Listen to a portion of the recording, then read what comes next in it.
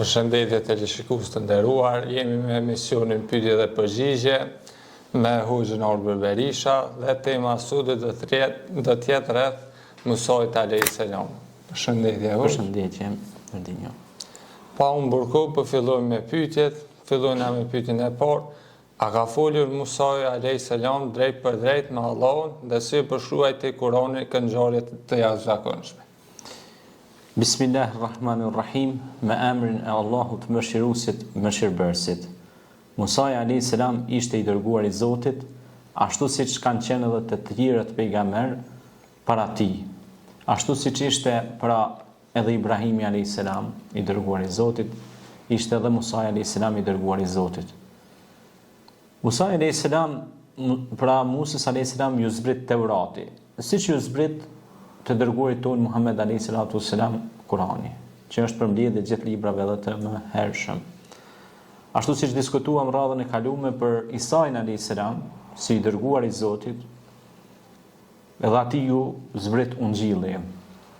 Gjitha këto libra të shenjta, që ne e kemi kusht për kushteve të imanit, u kutubihi, me besu pra edhe librat që kanë zbritur pejgamberëve, sepse në ato libra janë fjalët e Zotit, janë fjalët e Allahut. Po, Musa alayhis salam, pa dyshim se është një ajet kuranor që thotë Allahu i Madhërisht në Kur'an, Bismillahirrahmanirrahim, wa kalamullahi Musa taklima. Dhe ka folë Zoti me Musain, pra me fjalë. Dhe është një ngjarje shumë interesante, subhanallah. Pikërisht në atë pjesën që quhet ku ka zbrit në Turi Sina.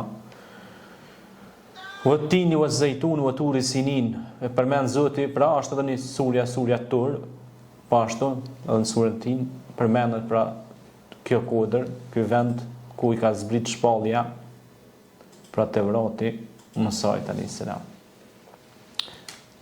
Dhe aty kur ka hypaj në të kodër, i ka zbath ato knallet e tina dhe ka marrë revelatën pra shpalljen pe onës Allah subhanahu wa ta'ala. Treguhet pra në një tregim që Musa alayhis salam ka kërkuar me e pa Allahin xhalla shanuhu. Dhe i thot Allahut, ja Allah, po du thot me të pa. Dhe Allahu po i thot Musait alayhis salam, ja Musa, unë muj me ta mundësu vesh një pjesë të vogël të nurit tem, dritës teme. Domethënë imagjino pi dritës Allahut, ju Allahun e pa. Thot vesh një detaj nanoskopik, me thonë ashtu, me bëni një farë lloj krahasimi. Thot unë po ta mundësoj, po shiko thot atë kodrën atje tej, si me thonë me pa një kodrë atje ma thonë. Edhe ai hedh shikimin drejt të kodrës dhe e sheh një detaj shumë të vogël dritës Allahut, po çash ishte i shndritshëm, çash ishte dritë e madhe, çash ishte diçka e jashtëzakonshme. Kuptohet pjesë të dritës Allahut, nurit tina, sa që ati i bjen të fekt. Pra nuk mund rezistoj, se ai ishte pra një fenomen i jashtëzakonshëm që nuk mund e përballon insani. Sepse fuqia Allahut është shumë e madhe. La ilaha illallah. Tash llogarete një mikrodetaj shumë i vogël, i një mikro detaj të një pjesë dritë të nurit Allahut. Tash llogarete se çfarë madhështie ka krijuesi. Laysa kamithlihi shay'un wa huwa as-sami'ul basir. Asgjë nuk është si ai është dëgjuesi, është shikuesi, është Allahu subhanahu wa ta'ala. Pra, por as dëgjimi, as shikimi i tij nuk munden me qenë pra sikur dëgjimi dhe shikimi njerëzor. Nuk mundi krahason ato. Se shikimi dhe dëgjimi i Allahut subhanahu wa ta'ala është absolut, nuk është relativ. Pra, ai është i pari që s'ka fillim dhe i fundit që s'ka mbarim. Pra kush? Allahu. Sepse në send që fillon, ajo dhe përfundon. Kullun men alejha fan wa yabqa wajhu rabbika dhul jalali wal ikram. Gjithçka do të marrë fund dhe do të mbetet vetëm Zoti i Madhërisëm. E ju thot tani aty në mbretërve, diktatorëve, e atyre që kanë menduar që e kanë uzurpuar dunjan e tokën e qiellin, kanë menduar që kanë bën zbulime shumë mëdha deri tek anijet kozmike e deri në udhimet, ndoshta deri në Mars e ku diun se ku.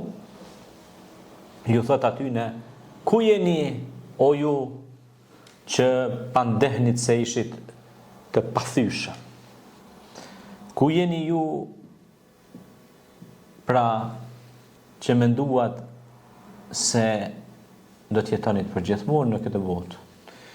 Pra, ai është Allahu sovrani i plotfuqishmi. Dhe i tha pra Musait a.s. Musai a.s. ka qenë një urtar, ka qenë pejgamber i Zotit, ka qenë i dërguar i Zotit. Allahu e ka nderuar ato dhe e ka ngrit ato duke ia dhënë pra duke ia besuar dhe shpalljen me këtë vrat. Ku është një libër që aty ka këshilla dhe porosi nga Allah subhanahu wa ta'ala për njerëzimin, për atë ku, por ato gjenden tani edhe në Kur'an për mbledhja e saj. Pra ky është një fenomen që Kurani e përshkruan pra dhe çështjen e Musait e përshkruan që ishte i dërguar i Zotit, ishte i veçuar, i dalluar në mesin ton, që Allahu i dha Tevratin dhe Musa a.s. e gjem në shumë pjesë të Kuranit ku flitet për Musa a.s. E gjem edhe tek rasti i takimit të tij me Hidrin, Yusha bin Nun, në surën El-Kehf, që ne lexojmë çdo xumë. Musa a.s. përmend një udhtim gjatë me Hidrin, që Allah thot për të, ati kina dhon një dije të veçantë për i robëve të tanë, e kemi zgjedhur pra Hidrin. Dhe ata përmorën një udhtim së bashku, e disa ngjarje shumë interesante po ndodhin në udhtimin mes tyre. E një që kisha dashur ndoshta pak me veçu për shumë ngjarjeve, është rasti për shembull kur hypin në një anije së bashku, Musa dhe Hidri, dhe ai i zoti i anijes i pret mirë, këta ju bën drejt, ushqim të mirë, edhe i pret shumë mirë, edhe si mosafir i nderon. Dhe tash ky Hidri çohet, e merr thikën, i e pren, e shkatron ato velat, e bën anijen mu duke shëmtuar anija. Dhe Musa i ngritet në kamin, i habitur dhe i mërzitur, i shokuar, thot, mos thot ç'a bën kështu? Thot, ky na priti mirë, na nderoj, ti shkon ja prish anijen, a jen mend? A kupton e? Hidri e përfundon atë obligacionin e tij, edhe ndalet tash Musa prapë thot, a jen mend ti, çka ke bë kështu? Thot, prit se ka shpjegim edhe kjo punë. I thot, ky çfarë shpjegimi ka? I thot, ky është njeri mirë që na ka prit neve. Është njeri ndershëm, e fiton pasurinë e tij me halal në det. Mirë po në këtë vend, në këtë det janë disa pirat detar. Kur i shohin anijet e bukura dhe të hijshme nga distanca, ata vinë ja morën gjithë pasurinë në anije. Nuk i don asgjë, as bukën e gojës, e lënë për të vdekur. Dhe thot, unë e bëra duket anija shëmtuar, dhe kur e kanë pa, thot, pirat detar, kanë thonë, hajtë se s'ka bukë për këtina, ky i lodh koka. Pra, që duke i shëmtuar, që mos ta së të bonin për me amor pasurinë në anije. Pra, kjo ishte mesazhi i këtij njeriu që Allah i kishte dhënë dituri. Mirë po Musa a.s. pra u taku me këtë njeri. Musa a.s. është shumë interesant, se tash do të bëjmë si një interaktivitet, bised. Është shumë interesant jeta e Musait a.s. Allahu vazhdimisht i çon njerëz ndryshëm në jetën e tij. Shumë është interesant kjo. Me e provue si pejgamber. Domethënë, i jep mësime përmes njerëzve të ndryshëm. Disa njerëz disa njerëz të thjeshtë, disa njerëz zullumqtar, disa njerëz orator, që i çon edhe vllahun e vet Harunin që do ta bisedojmë këtë pjesë. Faleminderit. Çfarë roli kishte Tevrati si libër i shenjtë në udhëzimin e Beni Izraelitëve? Tevrati ka qenë prej librave dhe përmendet në Kur'an pra si libër si fjali Allahut xhelle shanuhu.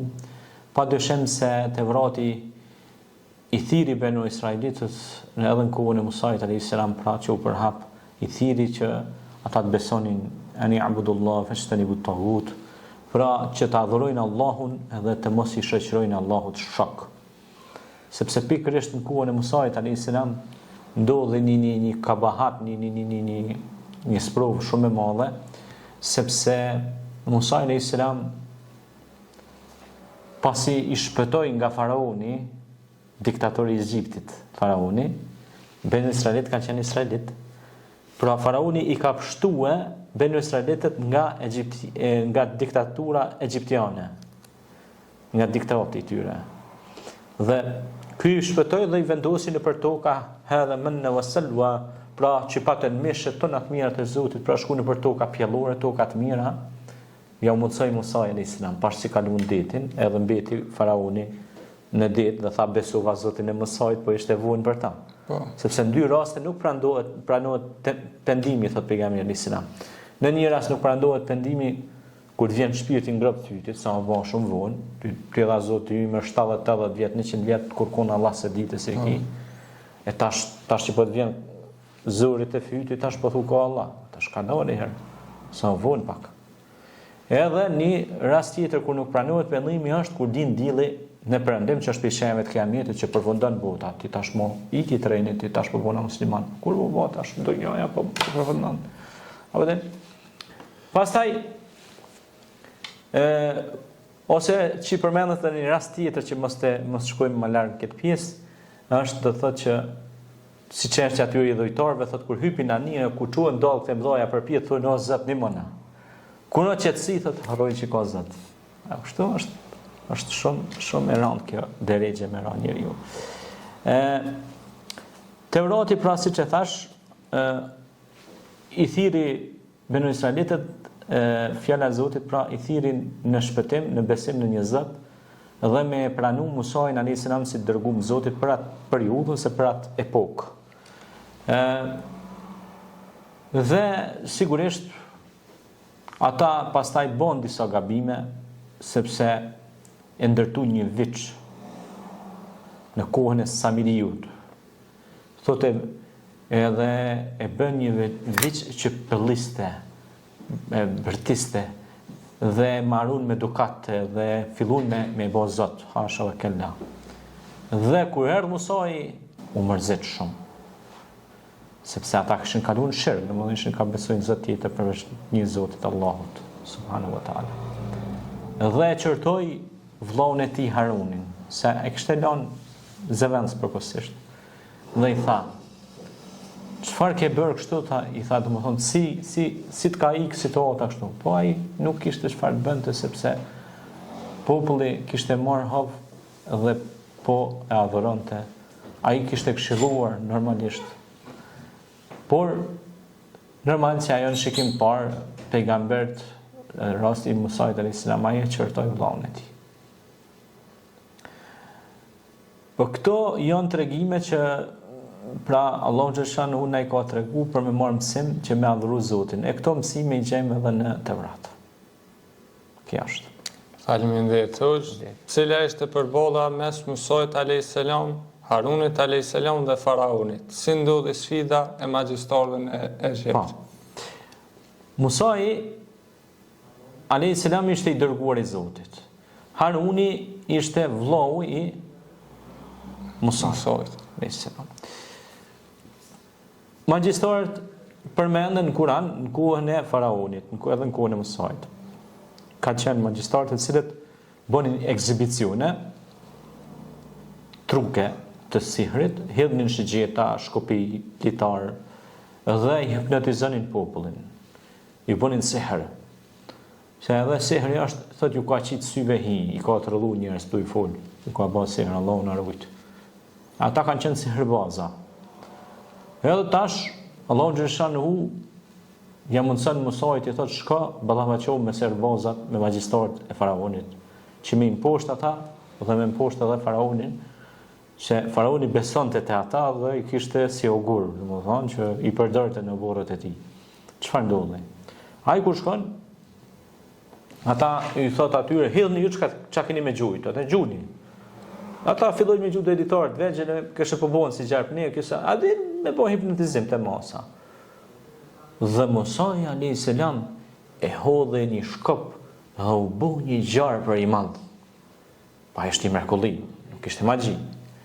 Dhe ai gjarpni i madh i përbiu ata konope, çka ishin gjarpnit vegjël, të gjithë. I azisoi gjitha kurthat e tyre.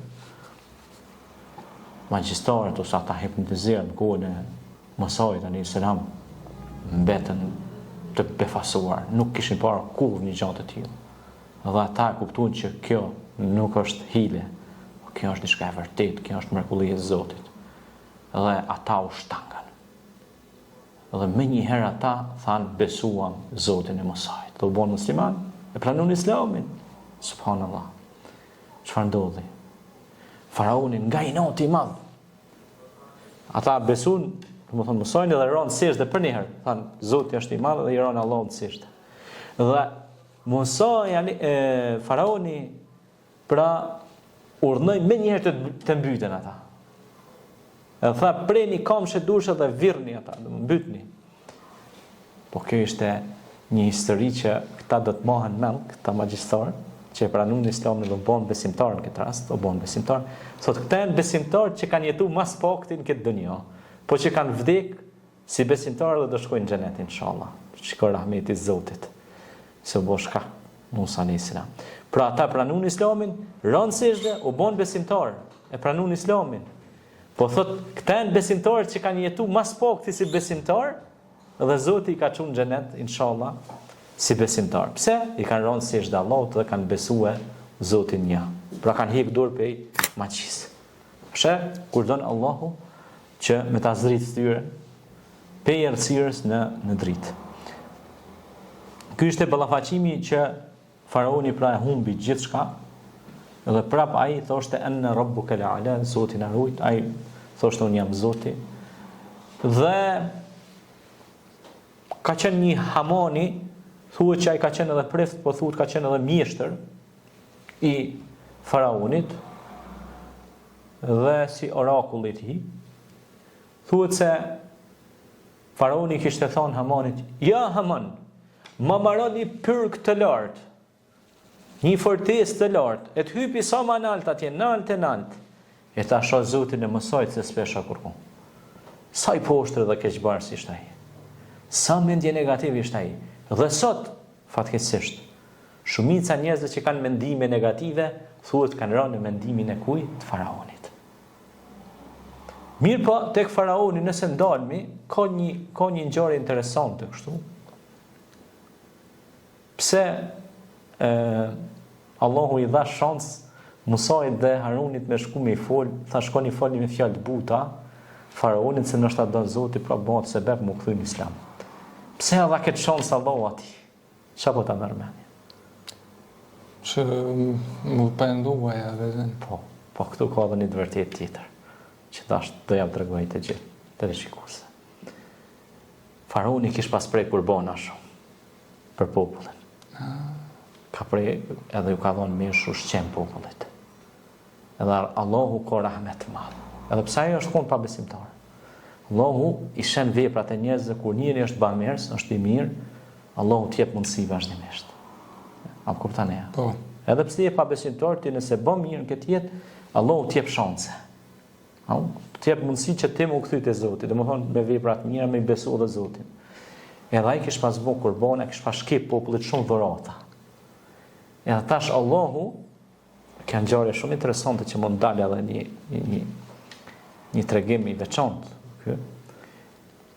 Edhe tash Allahu ja jep shansin se rahmeti i Allahut te i kalu idhimin e tij. Pra sepse ai është Rahman, është Rahim, Ar-Rahman, alem al-Quran, pra ai është mëshiruesi Allahu. Pra e ka dhënë shansen që ai mu kthy prap. Pra vazhdimisht Zoti neve na jep shanse që ne të kthehemi. Po na lutim Allahun që të jemi të sinqertë dhe të kthehemi në këtë rrugë të bekuar në Sirat al-Mustaqim, që është rruga e drejtë.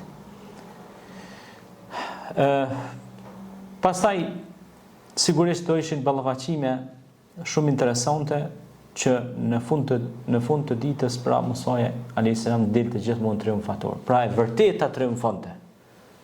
Jo Musa, po e vërteta që ishte dhënë Musait përmes Allahut subhanahu wa taala si dërguar i Zotit. Pra ai kishte mbështetje të madhe tek Allahu subhanahu wa taala dhe ai i mbështetej krijuesit dhe vazhdimisht Allahu i gjente rrugdalje këtij pejgamberi. Kjo është. Faleminderit Zot, vazhdojmë me pyetjen e katërt.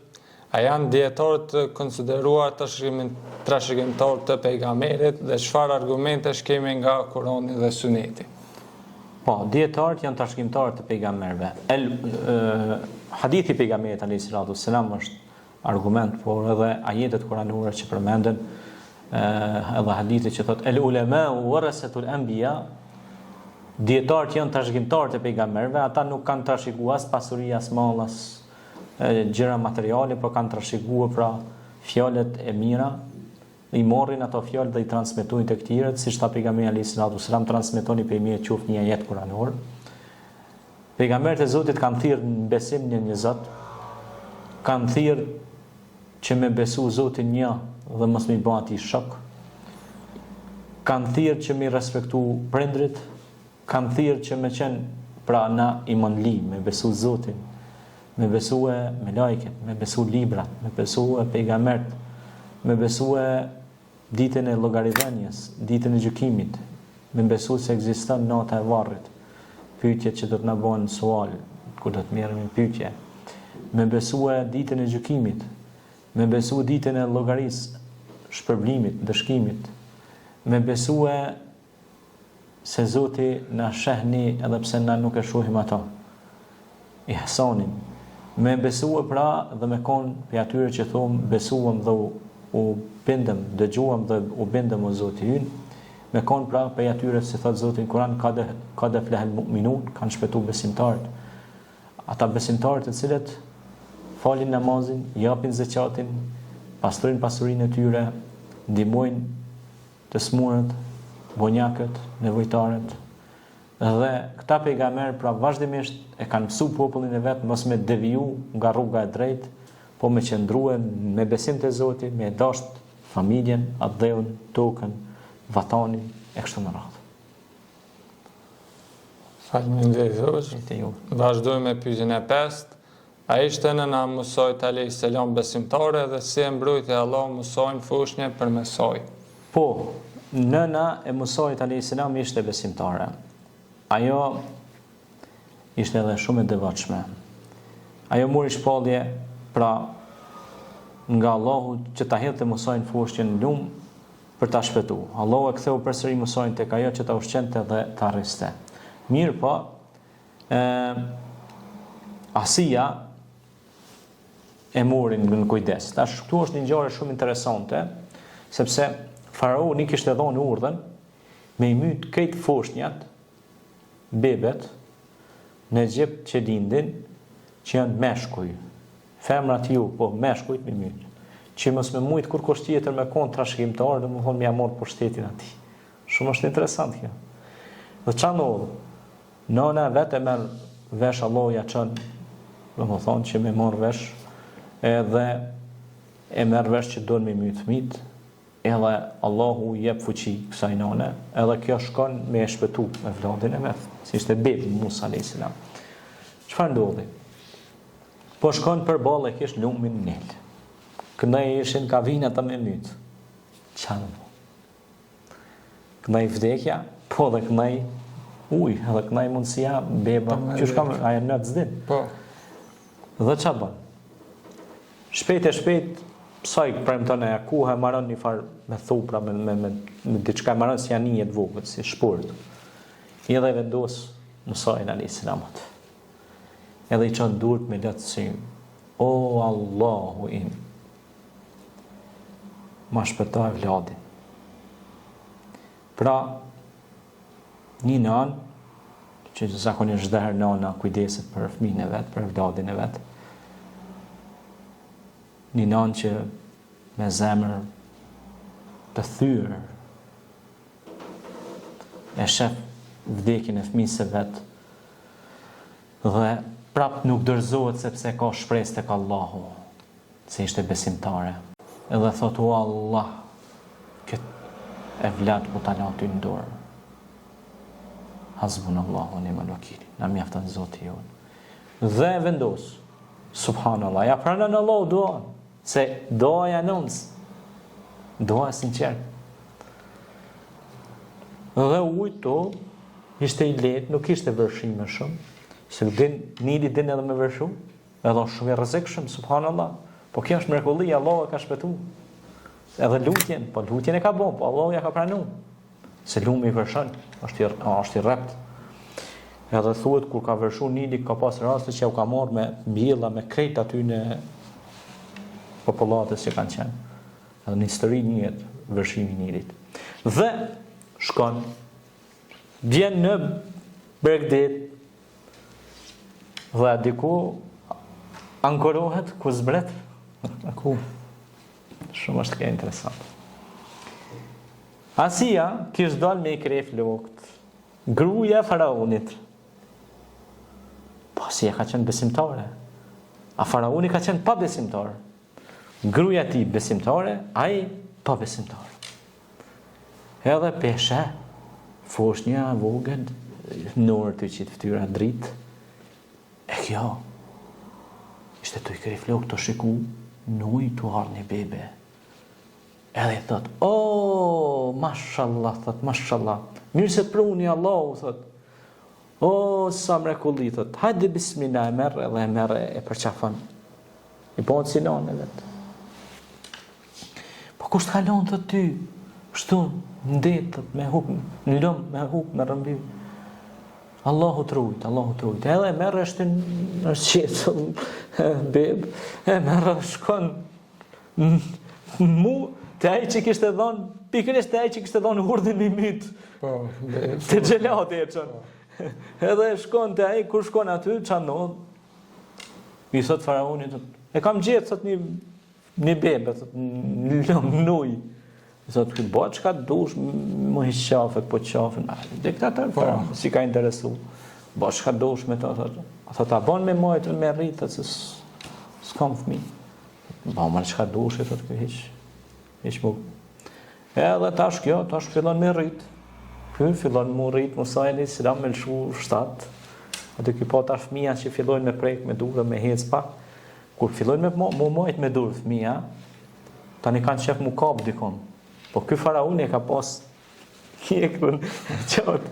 Edhe ka shkuja ka kap mjekrën çak. I ka thon, more fëmia që i vogël i ka thonë se kur të rritesh kime marr pushtetin. Subhanallah, sa i të na herët mendin të pushteti. Apo kupton? Edhe ka kap mjekrën, ta i ka thonë largohu, ta i ka thonë se kur të rritesh ti kime marr pushtetin. O çfarë ndodhi? Subhanallah. Ja morë për një me pushtetin, po nuk ja morë me dhunë. As me diktatur, as me hipokrizi, po Allahu ja dha. Sa Allahu ngrit njerëz të drejtë. Ai përfundoi, ai u ngrit. Sa Allah ngriti me drejtësinë e tij Musa alayhis salam. Pra shikoni se çka do të thot drejtësia. Ti munduosh me mbyt ose me bë kurtha gjëra të tilla, po në fund ditës ai vjen dhe rritet në shtëpinë tonë. Kjo është Zoti, është i madh. Faleminderit. Faleminderit hoxh. Vazhdojmë me pyetjen e 6. Kë goditi Musa alayhis salam dhe që e goditje në vdekje. Si e shpjegon Kurani këtë rast? Musa alayhis salam ishte duke udhëtuar dhe e shef një, pra si që thamë, ati ka ndodhur shumë gjëra interesante Musa alayhis salam, është me të vërtet të flasësh për këtë dërgumë të Zotit, ka shumë mësime këto, ka biles kur nalesh me analizu këto mësime duket sikur edhe në jetën tonë përditshme ballafaqohemi me lloj-lloj njerëzish edhe e kuptojmë realitetin rreth nesh. Ai ishte duke kaluar dhe e shef një egjiptas i cili ishte duke i bën zullum një familje israelite, ben israelitëve. Edhe ishte të i bën zullum ai. Ishte zullumçar. Edhe ky tash hin mes me nda. Do spelon se ishin të shkretat ata çuçana. Ai ishte i fuqishëm ai. Edhe ishte pse tash unë i fort, tash unë po i bëj zullum ty. Ky hin mes me nda. Edhe ky çohet edhe e shtyn edhe Musajin, don edhe këto me rrezu. Ky thot, më shtyn? Po ka qenë shumë i fuqishëm. Që do të flasim, do të tregoj një tregim brapa, shumë interesant. Edhe ky është shtyn, tash Musaji e godet. Për me mbrojt vetën. Po, vetë mbrojt. mbrojt. Po qaq i fuqishëm dora e tij e mbyll në vend. Nuk ka hot. Si ishte shumë i fuqishëm ai, ka qenë. Biles tash edhe njerëzve që është interesant nëse edhe tek nesi shqiptar ka shumë njerëz që kanë emrin Musa. Edhe në përgjithësi ata që e kanë emrin Musa, çka kam taku deri më tani kanë qenë burra, kanë qenë njerëz të vendos kështu atë. E për çata dhe pejgamberi selam ka thonë lejoni fëmijëve emra të bukur. Se emri ndikon edhe tek personaliteti i fëmijës të suaj, domethënë ndikon. E për shembull emri Musa është emër i bukur se tregon burrni, tregon trimëri, tregon edhe zgjuarsi dhe është mirë pra që të vendosë emra të bukur fëmijëve. Musa alayhis salam pra është një shembull që ne duhet ta marrim i cili në shumë ndodhi dhe ngjarje ndryshme edhe tek ngjarja që treguohet pra si e godet këtë pastaj ky largohet, domethënë merr rrugën. Don të largohet edhe shkon në Medjen. Po si thonte na në pikë të sherrit del hajri i madh. Në Medjen i shef do qikatreja. Edhe ishte një bunar aty ujit, po këto smushin me nxirr ujë aty, u dufke me kon burra i fuqishëm me tërhek ata ujë. Po. E këto i thonë që na s'po mujmë me për punë të ujit, thot edhe. Ky thot, "Okej, thot, ju ndihmoj jo, thot, por do bëjmë kështu." Thot, "Unë do heci para, ju do vini nga mas meje. Për ma tregu rrugën. Mirë po thot, ju do gjuni gur para, që me tregu që rruga është asajde." Pse? Sepse ne e dim se femra është bukuri për mashkullin. Edhe ajo, do më thonë, e tërhek mashkullin. Ky ka qenë i ri. Edhe tash, ky nuk i kalon këto me shku para, se i kish po edhe kish lakmun të. Po. Mu martu. Por ju ka thonë, ju hajdeni mbrapa, veç i gjuni gurt për para, unë e shoh gurin, ka të shku guri, unë e shkoj. Pra ka qenë i tërpshëm. Po. Ai ka pas frikë Allahun. Ai ka qenë pejgamberi i Zotit. E ka rujt fytyrën e vet, moralin e vet. Do të thonë ka qenë i ndershëm. Dhe kur shkon atje, edhe ju ndihmon. Tani çikat e veta kthehen te baba i vet. Po kush ka qenë baba i këtyre çikave se? Shoaib alayhis salam. I dërguar i Zotit tek populli i Medjenit. Dhe i tregojnë njëna çik kështu. Thot na një person kështu ka vepruar, ka qenë shumë i ndershëm ndaj nesh, është sjell mirë, edhe ka qenë shumë i marrëshëm, si thonë na, tani ja.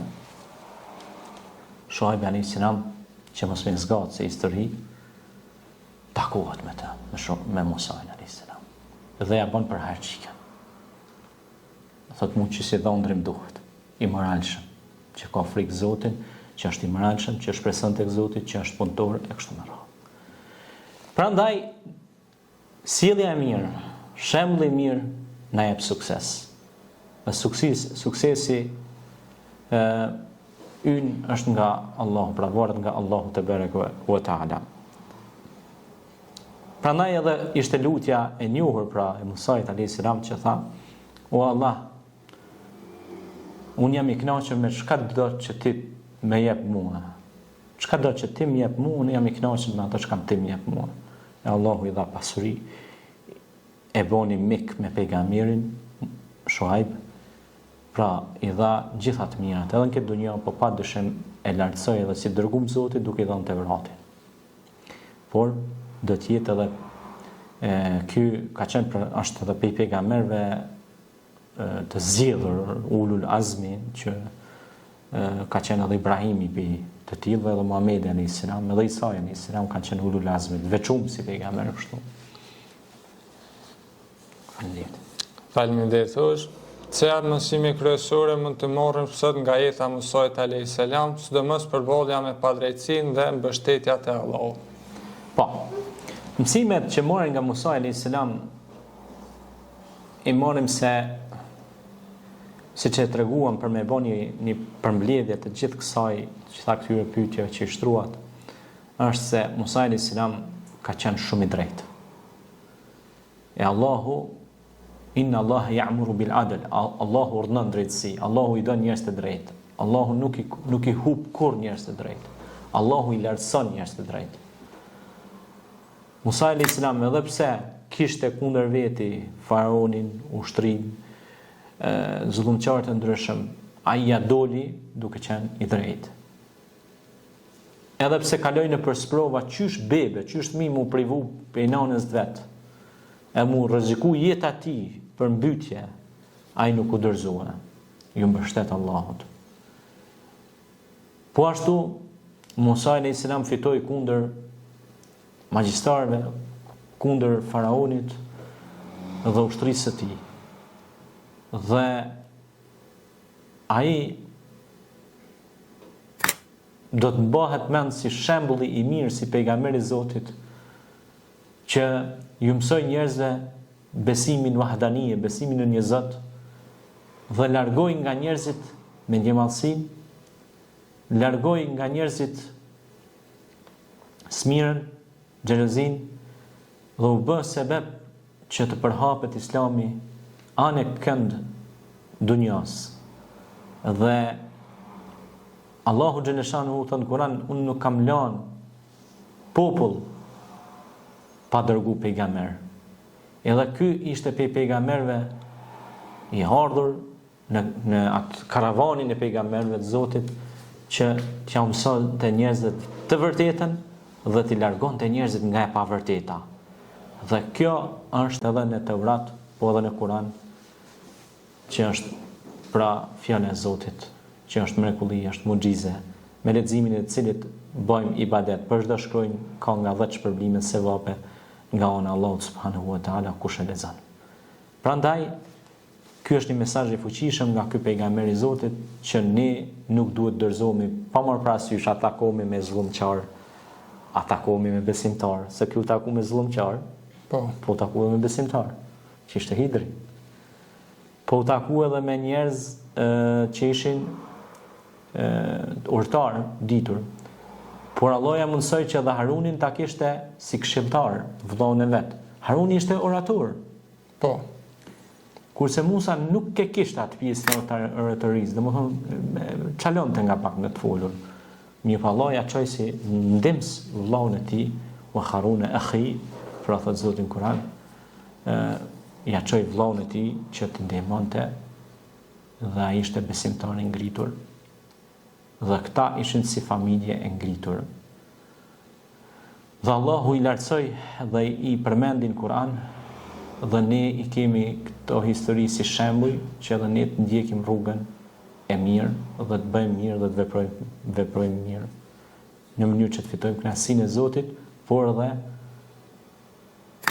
të kalojmë mirë dhe me krijesat e Zotit. Se kur je mirë me krijuesin, edhe me krijesat do kalosh mirë.